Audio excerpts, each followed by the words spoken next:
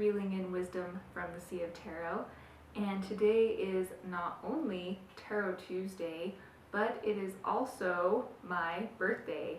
So yay, happy birthday to me. Oh, hi Manners. Manners is going to join me and maybe help out a little bit. So I like to journal really pretty regularly. I journal almost every day. And when I do tarot readings for people, a lot of the advice that I end up giving often comes down to journaling about particular topics.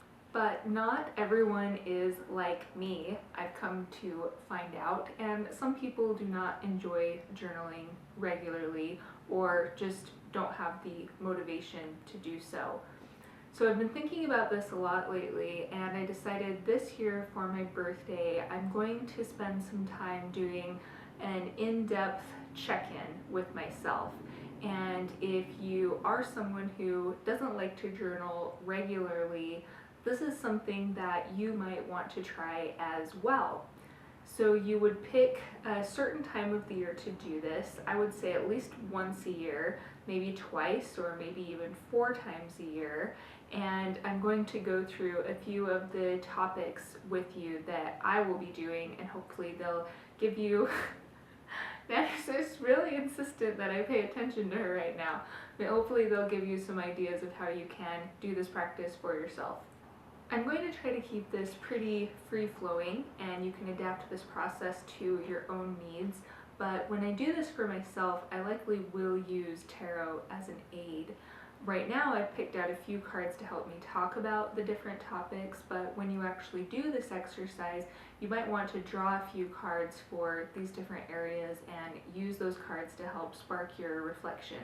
On Thursday, I'm going to put up a blog post, and I'll probably make a little free worksheet you can use to do your own life check-in. And remember, again, the questions that I'll give you are just a jumping off point. You can really do this however it works best for you. What I've done is choose a few different areas of life, and I've chosen them based on the structure of the tarot deck. The first area I want to check in on will be the bigger picture, sort of where I am in my life as a whole with spirituality and those kinds of things. For this section, I'll be reflecting on some questions such as, where am I within the overall story of my life? What am I grateful for? What lessons have I learned recently? And I'll also reflect on what lessons I still need to integrate, and what lessons I want to focus on integrating. The next life area that I'll be checking in on will be my emotional state. So this will include questions such as, how is my relationship? How are my connections with other people? How is my social situation?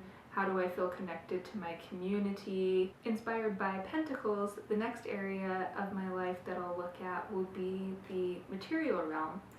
So for this portion, I'll ask some questions such as, how is my career? How is my financial situation? How stable do I feel? Inspired by Wands, I'll be looking at creativity and passion within my life. So for this portion, I'll be reflecting on some questions such as, what projects am I working on? What projects do I want to work on? How much excitement is there in my life? What makes me feel passion at the moment? And inspired by Swords, I'll be looking a little more at my intellectual life. This will include some questions about what kind of skills I want to acquire, are there any classes I want to take, are there any teachers or mentors I'd like to work with. Another thing that I'm going to do for this exercise, for each of these different life areas, not only will I reflect on the questions that I just kind of ran through, but I will also look at what's not going well in each of these areas. What do I need to put an end to? What needs to transition? And if I need to kind of vent any complaints in each of these areas, I think it's important to take some time to do that. And I would encourage you to take some time to vent your complaints as well.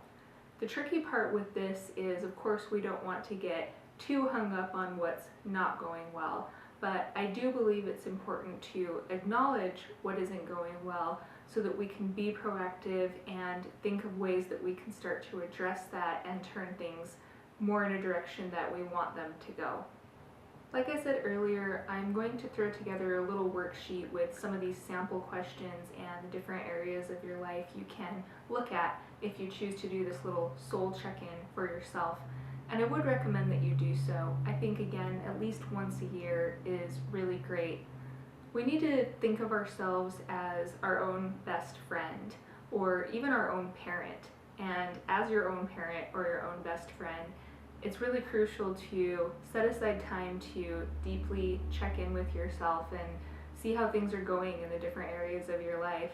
Otherwise, in my experience, life just gets away from us very quickly. So I hope you'll find something helpful here.